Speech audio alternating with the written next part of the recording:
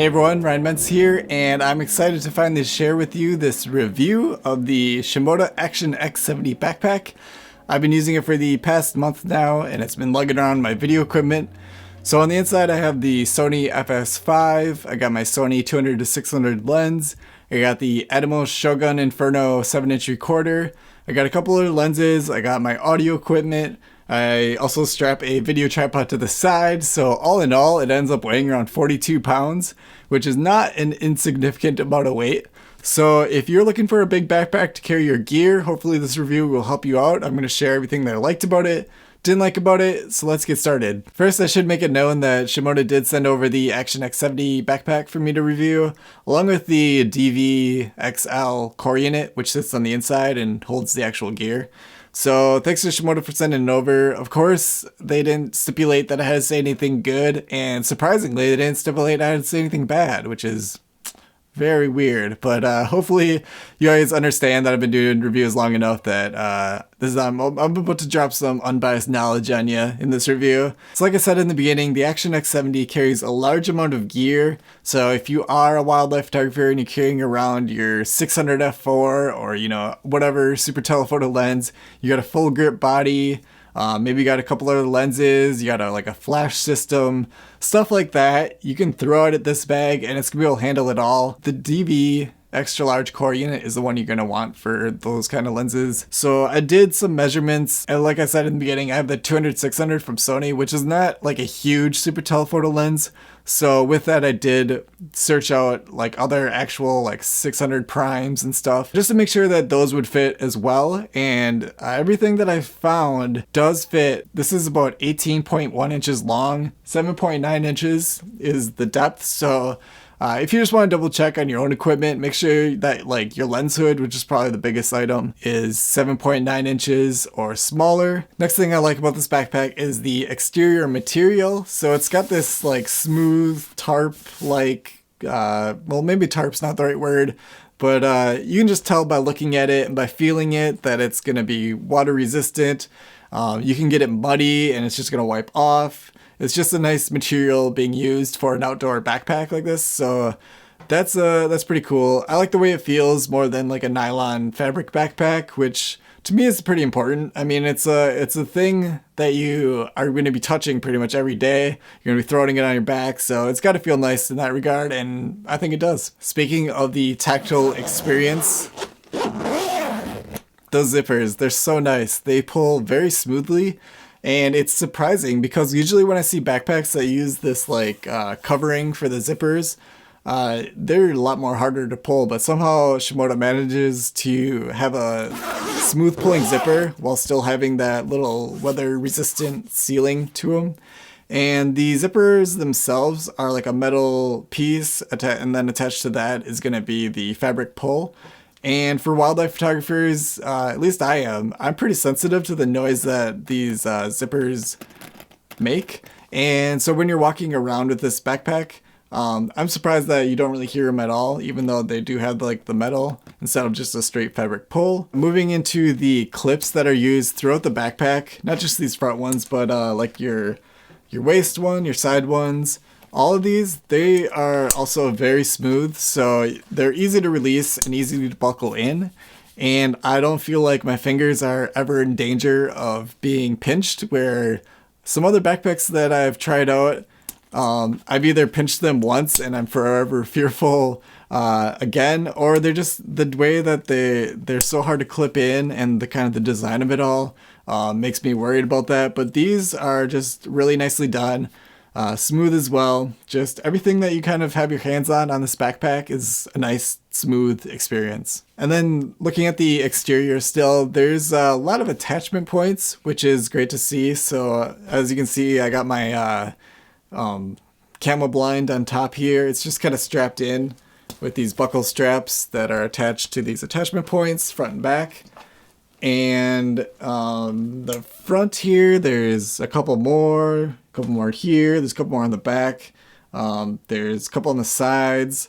So if you want to add your own stuff, it's simple enough to do so. It's not crazy throughout everywhere you can attach anything, But it seems like these kind of are placed in all the right areas, for me at least. And then of course you have like the built-in ways to attach things with this. So you can have something large in the front here, and you can do the same on the bottom with that. There's the side straps, there's the pockets on the side. Just a ton of different ways you can carry equipment, which is great to see on an outdoor-oriented backpack. Talking a little bit more about these side pockets, they hold a surprisingly large amount of gear, but I will say if you're not using them at all, or if you're just putting some thin stuff in here, they can be sealed up pretty nicely and it looks really clean like this. However, they can expand quite a bit. So if you start, opening things up, you can definitely fit a lot of stuff. So this stretches a little bit here, and the bottom is kind of like it is tapered down like that. But if you're throwing like a tripod in here and tripod legs, it's gonna be able to swallow that quite easily. I have a video tripod and it has like the dual tubing style legs, and I can still fit 2 of those feet in here. Have the third one sitting out on the side. Use the buckle strap to seal in the upper part of it, and it works. It's pretty cool. There's a difference between the Shimoda X70 and the X50 in this area. So the X50 has a side axis pocket, so you'd be able to get to your interior gear if you had the right core unit for that. The X70 doesn't have it, which is totally fine with me. I don't use side axis even when they're available. So just, I guess, so you know the difference between them. You don't need to buy like the V2 core units. You can get the V1s. Because you don't need that side access at all with this backpack. So normally I carry my throw hides on top here. This one's the lens hide. And I do that just because they get dirty and wet, and might as well just keep on the outside, because if I do see some surprise wildlife, which is how it happens like half the time, I can just quickly unbuckle these, get this over myself, and I'm ready to go. There's nothing to get into. But just to show you guys, there is this roll top here. I guess before I do that, I'll show you that to get to the same exterior or interior, there's just one simple zipper that you can get into the same area. You don't have to undo the roll top to do it. Just be clear on that, because I know a lot of people, if they're not using the expanded storage, there's not much point into having to undo it all to get to that roll top.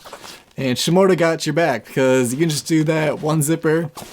You're in the same exact area. This is where I'll carry this accessory pouch, also made by Shimoda. This is going to be for my audio equipment, and that fits perfectly up here on top. But if you do need that expanded storage, you got like jackets or layers or food or camping equipment, you can just undo the roll top, which has this buckle, and then the roll top don't stop, because that's how big it gets. You can just use your imagination. Does it even fit in the frame? It doesn't even fit in the frame. So you can throw, literally anything in here. Literally. All right, moving on to the backside here. There's a couple things I want to point out that I very much appreciate and kind of changed, I want to say changed my life, but like, I'll say that no other backpack has felt comfortable to me in the way that this one does. And that's primarily because of this adjustability with your torso height on the shoulder straps for the waist belt. It's just all kind of one nice system. So when you adjust the shoulder straps, that means your backpack's gonna be higher or lower on your back, which means your waist straps are gonna sit at a different position. So what I kind of discovered after using this bag is that the reason every other backpack's waist straps did absolutely nothing for me, they didn't take off any weight, and I was always confused. So I always use them as like, well, if I couldn't remove them, I should say, I used them as like a stabilizer, I guess, for like walking around and whatever, but they never took the load off my back or my shoulders. But with these, I finally realized it's probably because they're all like way too high, the shoulder straps are. So these, I'm technically, based on the Shimoda website sizing, I should be around like a large, but I put them on medium, and that feels so much better, where like this sits on my hip. You want the upper part of the waist strap to be above the hip, and then the lower part will be on the side of your hip, and that's just gonna it's gonna feel so much better if you've never had waist straps that actually work for you, like in my situation. If that's the case, you should definitely try one of these Action, or actually they have it on all the Shimoda bags. Just try a Shimoda backpack and play with these. Whew! It's night and day difference. So if you're a wildlife photographer, you know you got your big heavy lens, you got your big heavy camera gear, your video gear, whatever it is you're carrying. My excitement for this whole thing is just driven by now it weighs about half of what it should. So like I said, my gear adds up to around 42 pounds, but it feels like 20 pounds carrying it with this bag. It's a game changer. Moving into the main compartment. Another thing I like about this bag is that it is a side opener, which means if you haven't seen it before, the backpack opens to the side rather than a lot of other backpacks open up this way. But what I like about this side opening, even though they would both take up the same amount of area technically, I like that it doubles up the shorter end rather than doubling up the longer end. It just feels like it's taking up less room. Also with the side opening, it's very easy for this to just stay open when you want it to. So a lot of times also you have like these kind of bags that open up the long way. A lot of them kind of hover somewhere around here unless you have like gear on the opening to weigh it down. This one is just very easily opens up to the side. And I love that aspect about it. And then for the interior, talking about the DV XL core unit, the DV core units themselves, they're only compatible with the X70 backpack. So they got either the large or the extra large. This is the extra large, which technically maximizes the potential for storing camera gear. So it's great for me because they are actually deep enough to handle my cinema camera. And that's on rails and it has a tripod plate and everything, so it stacks up pretty high. I don't currently run the FS5 with the handle attached. However, I did try it out a little bit when I got this bag, and it does fit. Now let's get into some of the things that the Action X70 could improve upon. And first up, let's talk about the exterior material again. I already talked about how I liked it and how it's weather resistant and you can get it dirty and it cleans easily. However, it does make a bit of noise, so for wildlife photographers that should maybe perk your ears up a little bit. I will say that after using it for a month, the noise level does seem to go down after it starts getting stretched out to how you have it set up. So I think it's just that initial period where things are kind of being flexed around a bit. The material kind of makes this like crunchy noise when you're using it. So just something to be aware of. And I'm mentioning it right away just because it's something that's probably going to surprise you at first when you're using it and make you think, is this going to be good enough for wildlife? I think it's more about what you're hearing when you're wearing this backpack rather than the animals being scared away from it. So when you wear it at first, it can be kind of hard to listen to like birds in the distance. You kind of have to stop and, to focus on that. Whereas I don't think any of the animals are actually getting spooked off because of the noise it's making when it's away from your body. I could be wrong. Maybe, you're photographing some very sensitive animals and it's going to be too much. But in my opinion, it makes noise, but not enough to really affect wildlife in that kind of way. But something to be aware of for sure. Moving on to the side of the bag, I already mentioned how I would set up my tripods on the side here. I will say that I am not a fan of this buckle here. I mean, it's all right. I've had much worse, but my problem with it is that it's just only based on friction to hold it in. So when you have a tripod in here, like a heavy tripod, like a video tripod, it does have a little bit of a give to it and it gets loosened up just a tiny bit. Like I said, I've had buckles that are way worse and you can't put like any pressure on them or else they'll loosen up. These can take quite a bit of pressure, but there is a little bit, especially when you're laying your bag down and you have a tripod on side, it just can't really handle that weight, so it will loosen up for doing that. I find that when you're just like walking around normally with the tripod on the side, maybe after like an hour or something, it loosens up just a tiny bit, which I feel like could be solved for both those situations if it just had one of those like locks to it. So I know Shimoda sells like these accessory straps, not these like right here, but they have their own, where it has this locking mechanism on the buckle for the strap. So therefore, it's not going to move at all. And I think they could have used those for this one here, just when you have like heavier tripods on the side. All right, moving on to the back side. So on the backpack, you got your top handle, of course, and there's a side handle here. But what I would really appreciate is if there was a bottom handle. And I understand it might not want to be like padded like these are, but just like a simple flat fabric handle on the bottom, because one of the first things I noticed when I was using this backpack after I loaded it up is since it gets pretty heavy, I'm grabbing it by the top, and then it would make most sense to me if I could be able to just grab it from the bottom, and I usually toss it in my car like that. So once it's in there, it'd be nice to be able to grab the bottom and pull it out as well. Just a little addition that would make a huge difference for me. Next up, I want to talk about the laptop sleeve, and it's actually pretty nice. So it is padded on the gear side, and it's padded, of course, on the back side. And it seems like it would protect a laptop or an iPad or whatever pretty well. My critique is that it's especially noticeable this year where I haven't traveled at all anywhere, like on an airline. And so I'm not using this like at all. I'm not the type of person that's going to bring a laptop or iPad into the field while I'm shooting. So it would be only for that kind of travel. And since I haven't used it at all, I've noticed that it's kind of wasted space in a way where there could be like 1 or 2 pockets at least going on here to better accessorize your equipment. Just like some small cords or some magic fiber, is that what it's called? Microfiber, magic microfiber. Throw those in there. Just, you know, the small things that can kind of load onto your equipment without damaging anything.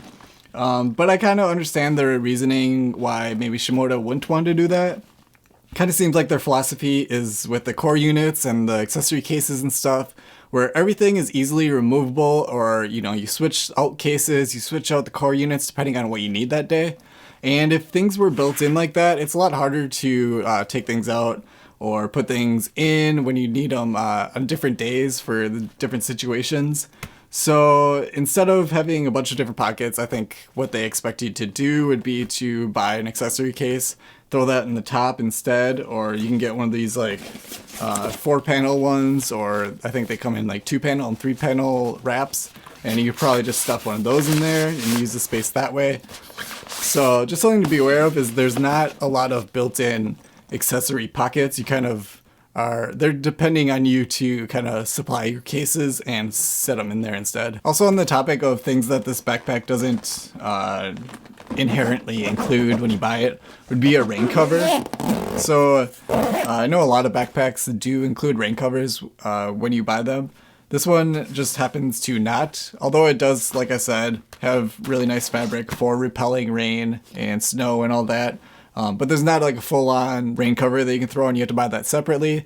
It doesn't cost that much, but I mean, that's also kind of an argument of why it should just be included anyways. So with no rain cover, you can also kind of apply that to other things that maybe this backpack should come with, like maybe like a smaller accessory case or something. So it does kind of, I know it sounds probably weird to the company that I'm just suggesting they should now offer things for free for the same price, but it kind of makes sense. Like, they're charging quite a premium when you still have to buy the core unit individually. You still have to buy some accessory cases if you want to organize your stuff better. You have to buy that rain cover separate. So it's just all these little things that add up, and maybe some of them might want to be included. Moving into the top compartment again. And if no one told you about this, you'd probably never end up finding it. But if you go through the zipper in the very back, there's like the mesh pocket back there. And you dig around a bit, you'll find that there's actually a key fob that's sewn on back there. So there's a piece to this that would attach your keys, and it's a simple click in there. But it's obviously, as you can tell, it's in like the worst location that you could think of to put your keys. So if you put your keys on here, you stuff that back in, you zip it up, you have other stuff going on here. I load the accessory case back in here, I start stacking in my clothes. I'm not finding those keys again unless if I unload absolutely everything once more to just access them. So I don't understand the reasoning behind that. I'd suggest either removing it totally, because why just save the manufacturing costs, because it's pointless having it back there anyways, or relocating it. So like in the front here, they do have this little loop here, which is nice. So if you wanted to, you could like throw on a carabiner and then throw your keys on that carabiner, and then you finally have some easily accessible keys that you can always find. Right now I just have this microfiber cloth hanging there, but it would be nice to actually use that key fob like attachment thing. It's just in a terrible area where it is right now. Looking at these shoulder straps, on each side they have these built-in storage pockets with zippers. This one seems like it's sized for smartphones, whereas this one is more stretchy and it can fit more items. It's deeper, bigger overall. And this side seems to fit my iPhone 12 mini already tight, but I believe it's going to be able to fit a regular iPhone size as well. I'm not so confident about the max sizes. That's probably not going to fit in here. However, those will probably definitely fit in here. And that's kind of my point that I'm getting at, is why not just have the bigger pocket on both sides so it covers, you know, more gear, and you don't have to limit yourself with thinner, smaller items if you're not carrying a smartphone in either of them. So it just kind of makes sense to me to have the better pockets on both sides rather than having a limited one on one side and a good one on the other. All right, so I left my worst, most insignificant critique for last, and I really love this color. It looks great. I don't like the name of it. I told you, really insignificant. So it's called Army Green, which to me, it's just, that's a bad name association, really. Like, Army Green. I'm not going to war with this backpack. I'm going to find cute birds. So to me, I think it needs a name change, especially when their other backpacks just have genius naming, like Sea Pine. That sounds awesome. And what is the other one? Blue Nights. Like, yeah, those like give me an emotion. Like, they're outdoor backpacks, so it's so fitting. So in my brainstorming, I came up with, was it Twilight Marsh, which is like my favorite place to be. And lo and behold, I Googled Twilight Marsh just to see if like my idea of what that color should mean matched up. It turns out that's what Nike calls this exact color. So I got the brain of a Nike marketing employee, so you should probably listen to me. This is definitely Twilight Marsh. And then that got me going. Like, there's also the black option of this bag, and that should definitely be called New Moon, Team Jacob. All right, everyone, thank you so much for watching. Hopefully I answered your questions about the Shimoda Action X70 backpack from a review standpoint. And if I didn't, go ahead and leave your comments below and I'll take a stab at them. Otherwise, I'm just super impressed with this backpack. It is really well designed. Every little thing seems to have a purpose and it's really well placed. And the comfort level is off the charts. It is way more comfortable than it has any right to be, considering the amount of gear that I put in it. So thanks to that customization, I can load it up and the weight can be distributed to my hips finally. It's like the only backpack that I found that will do that. It can hold a ton of gear, so wildlife photographers should be happy that their 600 f4s and 500 f4s and all that stuff is going to fit in here. Your full-bodied cameras, your video equipment, it's all going in here. You got that roll top for all your accessories and clothing and camping. Just super cool. So wildlife photographers should also, I guess, know that it is one of the louder backpacks that I've used just because of this material. But like I said, I've only been using it for a month, and I do believe that over time it is going to get quieter as things kind of settle in and stretch out to where they should be. So just one thing to keep in mind, and probably the biggest downside that you'll notice right away about using it when it first arrives. So thanks again for watching. I'll see you next time.